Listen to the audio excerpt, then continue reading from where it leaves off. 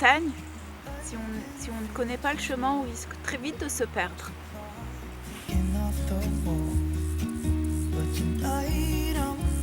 Je voulais vous parler justement du GPS. Vous savez, celui qui guide notre chemin. Le GPS externe versus le GPS interne. Près de la vallée de la Maurienne, en Savoie.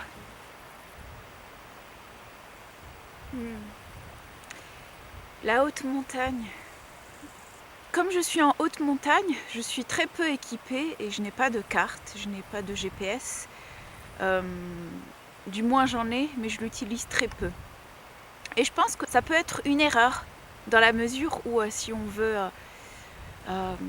visiter un endroit ou aller vers un endroit, je pense qu'une carte peut être, ou du moins un GPS, ou du moins connaître son itinéraire, peut être très utile. Et en fait, il y a quelques jours, je me suis, entre guillemets, perdue dans une des forêts de la montagne. Et il y a des endroits qui sont indiqués, par exemple, par des panneaux, et d'autres non, si on veut s'aventurer un peu plus loin. Donc j'ai voulu m'aventurer dans une forêt, je n'ai pas retrouvé mon chemin, mais je ne me suis pas vraiment perdue, je savais où je voulais aller. J'ai juste fait un détour. Et disons que comme le chemin n'était pas du tout aménagé, c'était très difficile d'accès, ça pourrait être dangereux au fait, par exemple en hiver. Là, malgré le froid, il ne neige pas encore, on est quand même en automne, donc ça allait. Et j'en ai un petit peu parlé autour de moi, et il s'avère que les aficionados de la montagne connaissent les itinéraires, ont toujours une carte, etc. etc. Évidemment, c'est beaucoup plus appréciable lorsqu'on a une carte que lorsqu'on va comme ça à l'aveuglette, même si on est aventurier. Alors, pourquoi je veux parler du GPS ? Parce que souvent on me demande est-ce que j'ai un GPS ? Si je me perds, j'ai un GPS. Sachez qu'en montagne, le GPS ne sert un peu à rien, ou très peu, ou peut même être trompeur. Il nous donne une idée de là où on se trouve. Je me suis rendu compte que depuis que j'ai un GPS sur un téléphone, à peu près depuis 2 ans, je sens inévitablement que cet outil-là est très utile, évidemment. Cependant, il contribue à amoindrir nos facultés. Je m'explique. Puisque il y a un outil extérieur qui va faire le lien entre nous et notre environnement, par exemple notre sens de l'orientation, nous allons compter sur la machine, sur l'outil, sur la technologie extérieure. Du coup, nous ne développons pas, du moins nous laissons endormis nos facultés d'orientation, nos facultés de lien à l'environnement, nos facultés de perception, puisque tout sera mis sur le compte de ce GPS externe. Même si nous ne le sentons pas, à terme, beaucoup de personnes ont l'habitude d'utiliser des outils technologiques qui font le lien entre eux et leur environnement, donc ne se rendent pas compte qu'ils perdent, qu'ils amoindrissent, qu'ils laissent endormir leur sensibilité par rapport à l'environnement immédiat qui les entoure. Un exemple est celui des points cardinaux. Combien de personnes se repèrent aujourd'hui grâce à une carte physique, matérielle, palpable, et connaissent les points cardinaux et savent s'orienter en fonction des points cardinaux.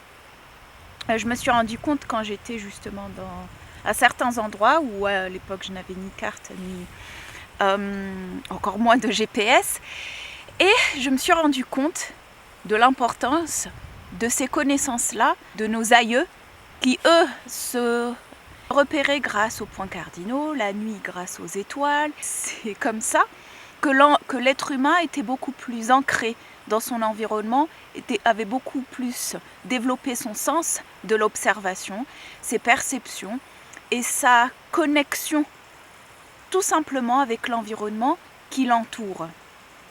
Lorsqu'on est en connexion avec l'environnement qui nous entoure, nous sommes forcément en connexion avec nous-mêmes.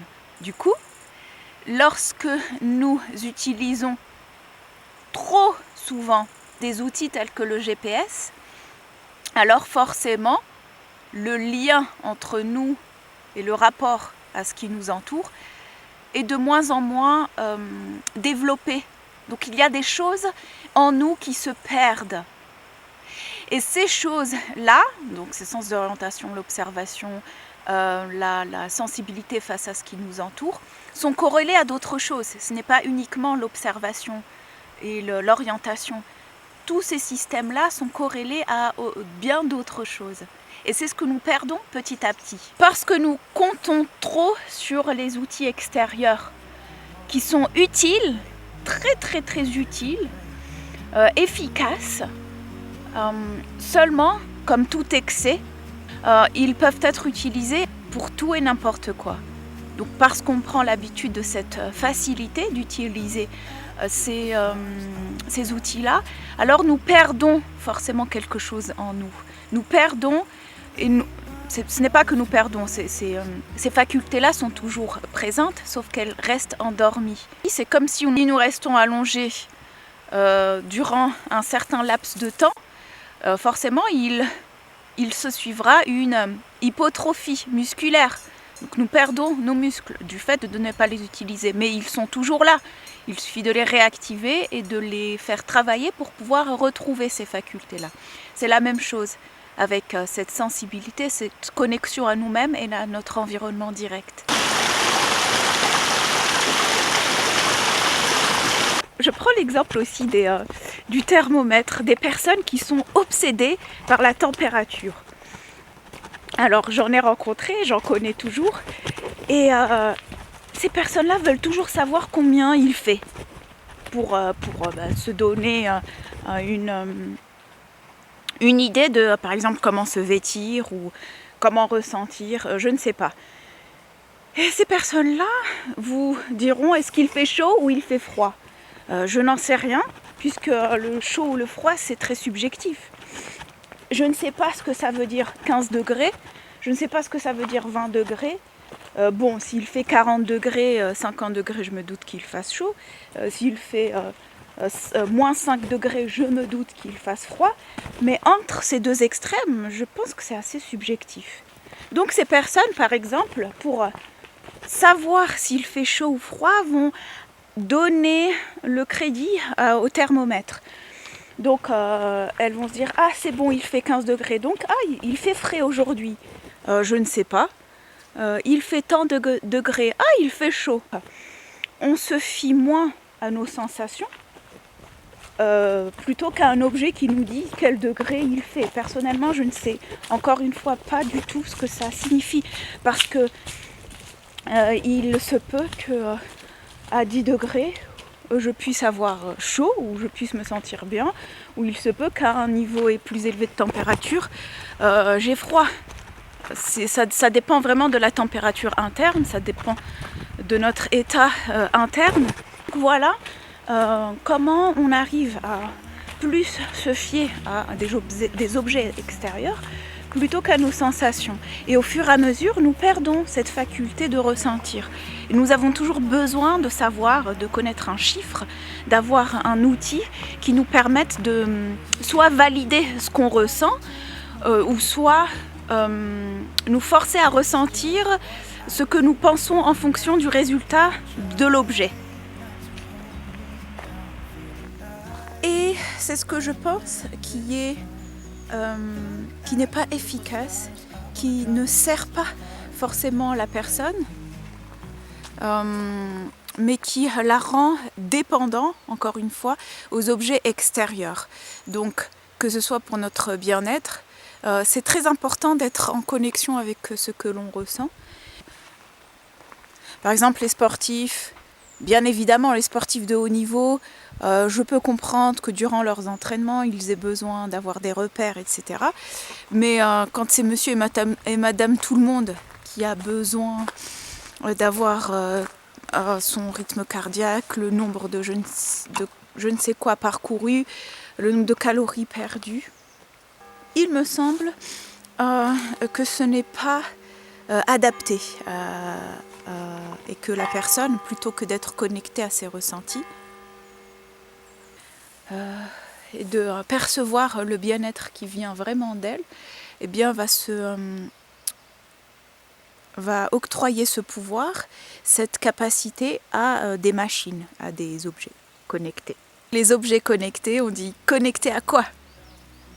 Vous voyez, c'est quel type de connexion ? Est-ce qu'on est connecté aux machines ou est-ce qu'on est connecté à nous-mêmes et à l'environnement direct qui nous entoure ? C'est ce qui fait que nous sommes des humains, en fait.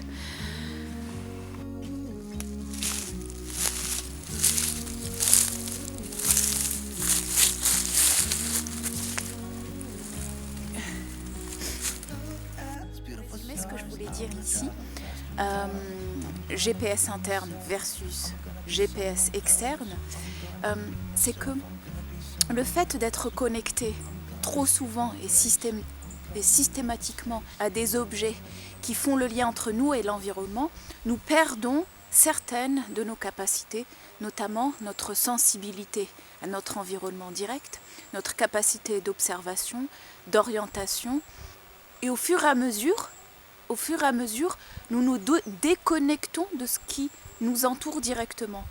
Et donc, nous diminuons nos capacités de perception et nos perceptions seront de moins en moins en connexion avec certaines réalités. Nous vivons à travers le mental, à travers des croyances, à travers des schémas internes qui vont être de plus en plus déconnectés avec l'environnement direct. C'est ce qui fait que nous sommes des êtres humains sensibles, parce que cette sensibilité va s'exprimer à travers ces capacités et ces facultés que nous avons à nous connecter à notre environnement. Le fait d'être connecté à notre environnement fait que nous sommes connectés à nous-mêmes, que nous sommes connectés de manière beaucoup plus consciente aussi aux êtres humains, aux émotions, aux sentiments, aux ressentis. Il est donc très utile d'avoir des objets dans une certaine mesure et selon nos besoins. Cependant, il est aussi très important à l'heure actuelle de retrouver les fondements, les bases que l'être humain a au fur et à mesure estompé, perdu. Cela ne signifie pas encore une fois que nous devons faire fi de toutes les merveilles technologiques avancées qui nous ont permis de pallier à l'inconfort et à la survie de l'être humain, quoique la disposition de ces objets, de cette technologie est très inégale à travers le monde. Mais bref, passons. Ce n'est pas la question de rejeter tout cela, la question est comment l'utiliser sans que cela porte préjudice à nos facultés d'êtres humains. Maintenant, je vais essayer d'écouter les recommandations qu'on m'a faites autour de moi. C'est que si je vais par exemple dans des endroits comme ici en haute montagne et que je voudrais m'aventurer, il est quand même bon d'avoir une carte sur soi, du moins, une carte physique. Idem pour la voiture, pour les adresses. Donc c'est à nous de savoir lorsqu'il est plus propice d'utiliser un GPS ou lorsqu'il est plus intéressant. Ça peut être une aventure, ça peut être aussi quelque chose de nouveau à faire découvrir aux enfants, de comment utiliser une carte, comment se repérer. Ainsi, ils pourront plus se connecter à leur environnement et connaître, prendre plus le temps de s'approprier leur voyage, leur trajet, leur chemin, leur environnement. Bon allez, maintenant il est l'heure de repousser chemin. Beautiful stars, I wanna drive a faster car. Nothing could break me.